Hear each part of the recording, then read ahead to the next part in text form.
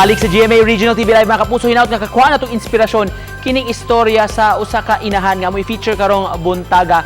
Cancer survivor ni siya mga kapuso o karon aktibo na kayo sa sports labi na gyud sa Dragon Boat unsay nakapaagni niya ni ining maong paugnat sa kusog. Maila-ila nato karong buntaga gikan sa Bugo City si Ma'am Marichu Dumoran. Good morning, ma'am. May buntag dong Nico. Thank you so much, Ma'am Marichu, for joining us this morning. Mamahimo ba, ma'am, nga suginlan minimo sa imong kasinatian, imong lifestyle kaniadto sa wa pa ka nataptan sa sakit nga cancer? Kaniadto kay sayo man ko naminyo sa edad nga 19. Focus ra gyud ko sa akong survival nga makabuhi ko sa akong duha ka anak. Dayon na byuda pag gyud kog sayo nga sa pangidaron nga 31. Muna nga grabe yung struggle kay ako man yung iprobar na ako yung mabuhi ang akong duha ka anak. Unsang tuiga, ma'am, ug unsang ka na-diagnose kay dunay cancer, unsang klase sabli nga cancer, ma'am, ang miigo nimo? Na-diagnose ko March 15, 2010. Breast cancer stage 3B, HER2 positive. Unsay reaction nimo, ma'am, nang nahibaw ka nga nagka-cancer ka? Unsan mo ni pagdawat? So, di gyud lalim pagka mura kag mahugno nga kanang di ka katuo ba nga mao nay may tabo nimo nga breast cancer di ay ka denial. Kumusta, ma'am, ang mga treatments unsay mga gi-undergo nimo pag-fight aning cancer?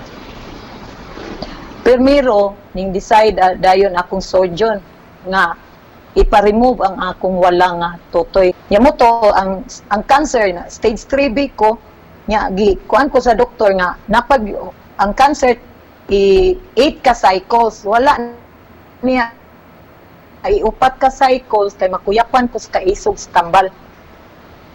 Nya dayon ang akong budget kagot na ko sa 8 cycles ningon pa jud si ang dokon ko nako nga ang HER2 positive mo cause na siya dako. So ning kanang ni surrender dayon ko. Hands up dayon ko nga dok, huwat na lang ko asa ko kutob. Nya dayon ang HER2 positive na luoy ang unko sa kuha natungo nga naay study nindot jud ay nang naay cancer institute diri sa Perpetual kay naa ibubu diha ang mga study. Naluwas ko wa ko maanhing Pagkanindot sa imong istorya, ma'am, unya karon of course atong i-highlight sab kining imong pagka-active na kayo sa sports gikan sa sa imong battle with cancer karon sakop ka sa usa ka Dragon Boat team. Unsa may nakapaagni nimo, ma'am, nga moapil ini nga grupo? ang permilog yung sigig tuklod nako nga moapil ako yung unko.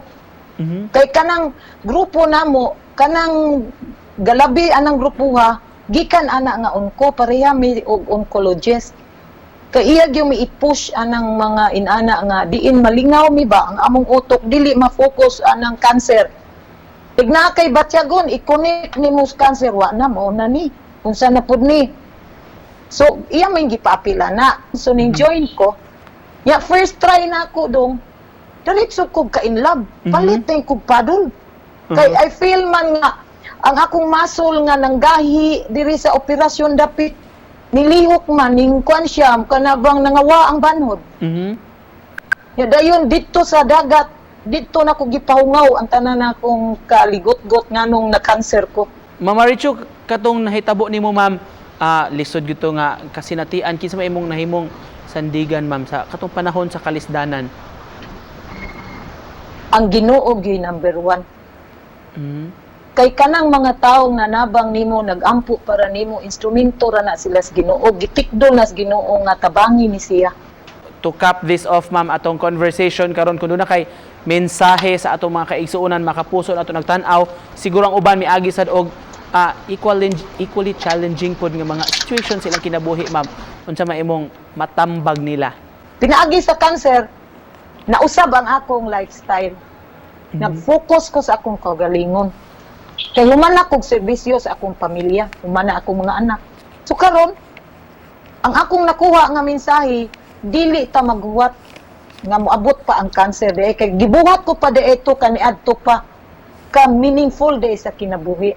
Enjoy life to the fullest. Pagkanindot sa mensahe nimo, Ma'am Marichu. Thank you so much sa inspirasyon karong buntaga og Merry Christmas kanimo Ma'am Marichu Dumoran. Salamat, ma'am! Salamat kay Dong.